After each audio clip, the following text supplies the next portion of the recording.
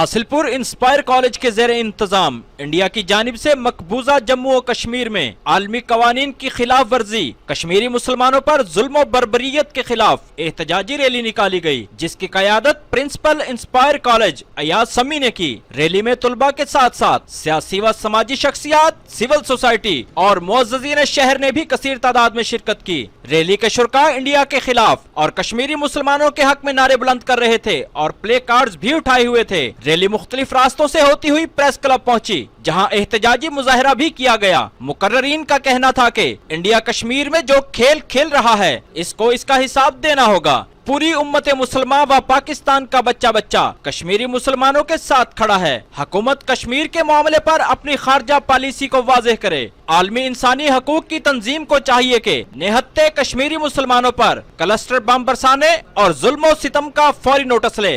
Camera team के साथ Malik Abdul Rashid, city news, Hasilpur.